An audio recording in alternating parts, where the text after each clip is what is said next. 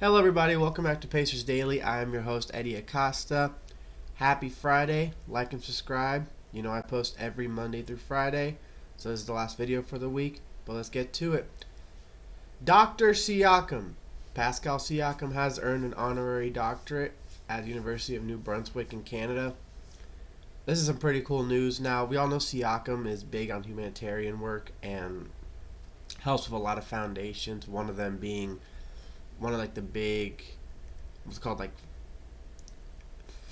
the people who give a lot of money to colleges. I don't know, I can't think of the word right now, but they give a lot of money to colleges, and then a lot of big time celebrities have gotten honorary doctorate degrees, honorary just degrees in general. So this is really cool for Siakam. Now, if he wants his nickname to be Dr. Siakam, people are gonna call him that, just because he pretty much can at this point. But it's no surprise that Siakam's doing the work that he is, just because he gives back to everyone. He's big on helping out businesses in Indy ever since he came here. We all know he's big in Canada because he played in Toronto for most of his career, the first 7 seasons of his career. Won a championship with them, became an all-star with them. So whatever he wants to do in Canada, he's going to end up doing. And now same in Indy. So congratulations to Siakam for this. That is a big deal. We're all very proud. We're all happy to have you here in Indianapolis. Just keep doing what you're doing, and let's have a big season this year. Now, I've talked about Jarace a lot, but because there's really not a lot of news coming out right now about the Pacers. A lot of it's just about Halliburton's injury, his rehab, and I talk about Halliburton's rehab and injuries at least 2 times a week. And I've talked about Jarace a few times being the ultimate trade candidate for the Pacers. Now, in no way that I want Walker traded in the offseason, but I think by mid-season we might have a better grasp of what Walker's going to be in the NBA. Now, he's shown flashes, so it's not that he's a bust or a bad player by any means. It's just the fact that he hasn't been able to fit into the Pacers rotation. But a player drafted after him, and Ben Shepherd, has been able to fit just fine. Now, whether it's because we've been pretty deep at power forward, or just in the forward in general, or we really don't know where to put Walker because his skill set's all over the place. He's built like a forward. He plays the power, but he kind of dribbles like a point guard, but he's very inconsistent.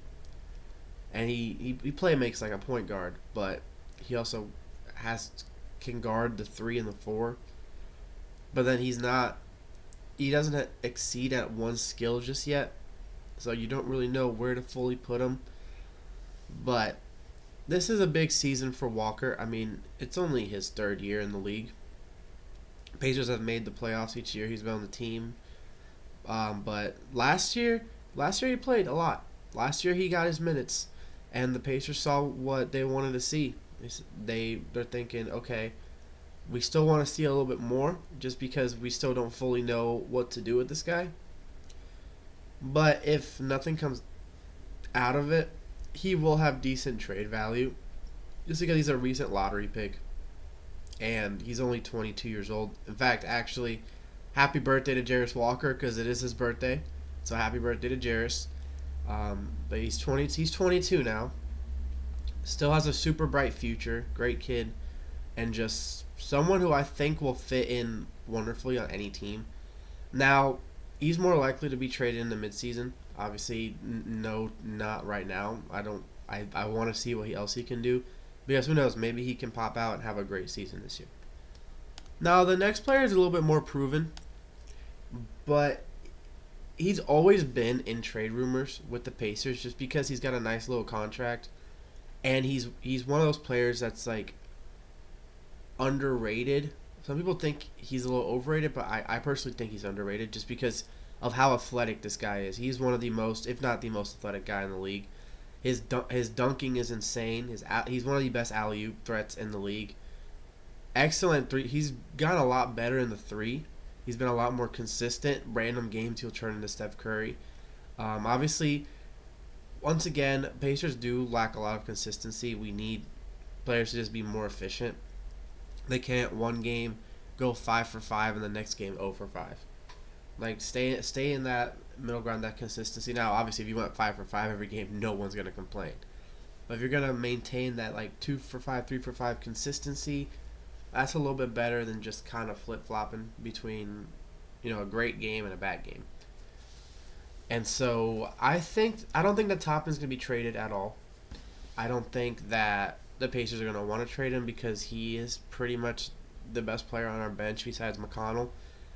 And Toppin can fit into that starting lineup at any point with injuries. If Siakam is out at all, if a center's out at all, and you want to kind of switch the rotation a little bit, you have Toppin. Toppin can play the 3.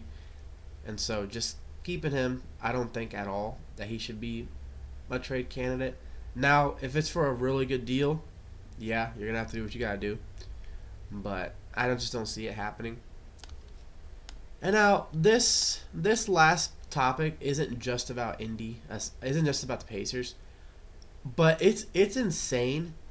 I have never seen a city with more injury luck, like bad luck with injuries, than I've seen the Indianapolis over the last over the last 10 seasons. All starts with Andrew Luck and Paul George, both pretty much starting their injury woes around the same time. That horrible leg injury that George had during the Team USA practice. Around the same time, Andrew Luck started getting hurt. Fast forward to the Oladipo days, to Andrew Luck retiring, and then Jonathan Taylor's injury woes, and now we get here to 2024, 2025 last season, and now this season. Last season, we had 2 players with torn Achilles in the first 5 games of the year. Both of our backup centers. The Colts were all over the place. Richardson kept getting hurt. Taylor was out a few games. Pittman was out a few games. Downs was out a few games. Every now and then we just get random injuries. Buckner got hurt. But then we go to this year. And the poor Indiana Fever have lost 6 players for the season, including Caitlin Clark, including Sophie Cunningham, including Sydney Colson. Right, that's what I was thinking of. They just lost Chloe Bibby for the whole season as well. But they just have a long list of injuries right now. And that doesn't help. Pacers have Halliburton out for the season.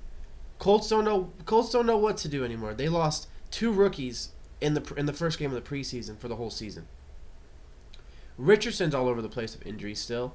So our 3 supposed golden children of Indiana, Richardson, Clark, and Halliburton, all dealing with horrible injuries.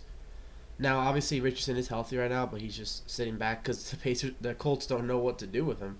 Like I think he's a great player. I think he can do some crazy things, but he just hasn't really shown it, and he's just been injured constantly. And he had that thumb injury in the preseason against the Ravens. So now you don't know what to do. But yeah, no, the city of Indianapolis is cursed with injuries, and it sucks because we have good teams. We just can't stay healthy. None of the teams can stay healthy.